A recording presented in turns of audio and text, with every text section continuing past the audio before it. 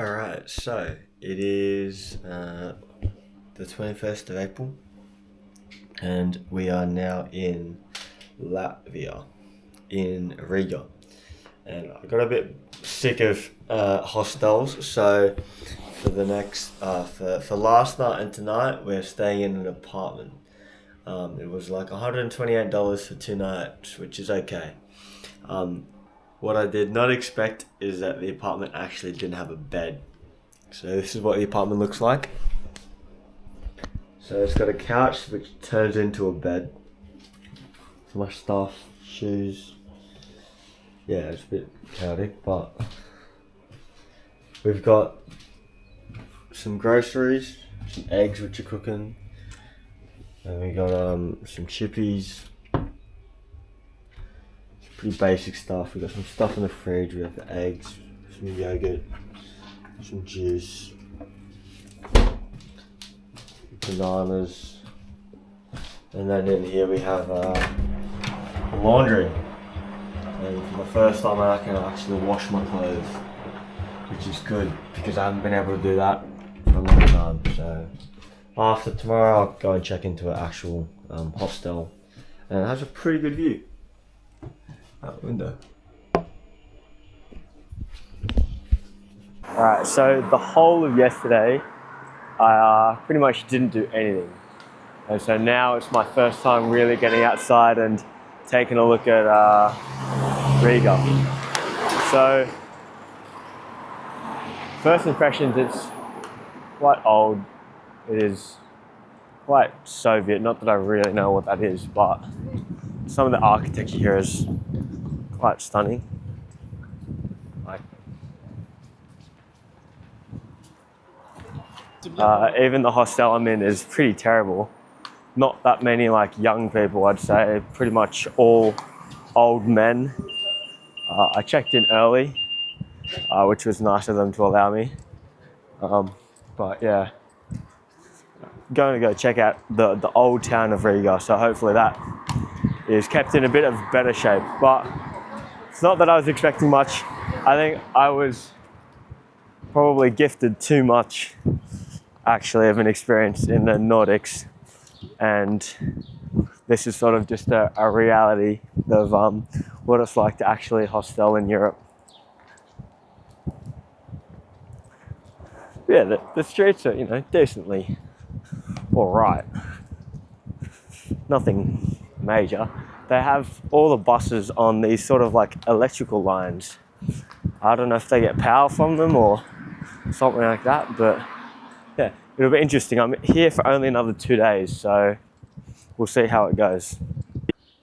Okay, for example, this is one of the government houses. Look how lavish that is. Yeah, it's definitely very Soviet, I'd still say. But they do have a very nice park here, so maybe you walk through here. And there's always, in Estonia as well, there's a nice, lovely large row of flowers. So maybe that's something that these countries all have in common. So that's nice. A little bit of a break from the city. Have a nice stroll in the park. It's not the brightest or the sunniest of days, but it is relatively warm, to be honest. It's like 11, 12, 13, maybe 14 degrees. But yeah, it's nice.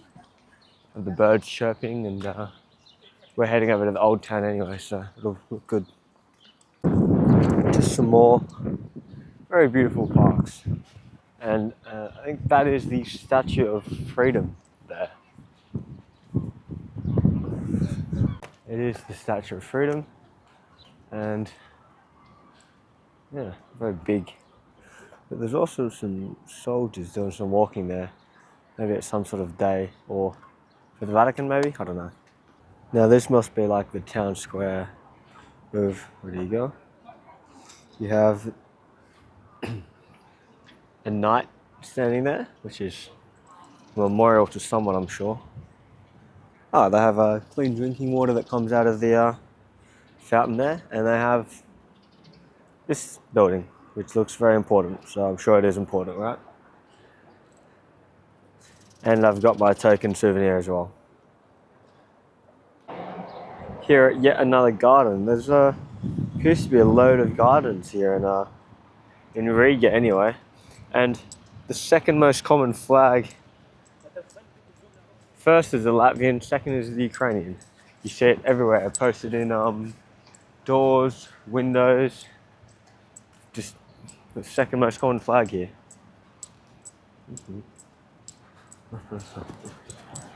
Nice to have such an outdoor, green, luscious place. Alright, so I'm in the place called the House of the Blackheads in Riga. And so far it's been pretty impressive. It's the old house of the lords of the Blackheads, who controlled a lot of Riga in the medieval times, which is quite interesting. And there's loads of statues and all of the rest, coat of arms. And now we will have to talk about a saddest part of the history. So these are all original parts of the house. However, the house was, I think, bombed flat or destroyed at some point during the wars.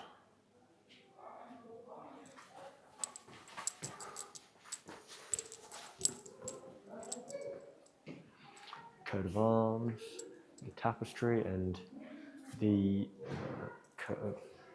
armor.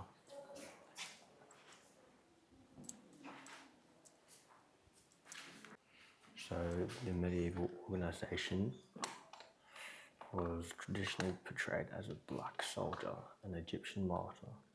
So they started calling themselves the Blackheads, and they were protecting goods in long journeys and all of that, similar just to the soldiers. And they started calling themselves the Knights of King Arthur. In Riga, the Brotherhood of Blackheads was first registered in 1413. That's their coat of arms and I'm sure some statutes, as well as a shield and the seal. And they have these nice original rooms as well, with original stones, some sort of scary shadow figure, and some fake fireplaces going on. And then same in here.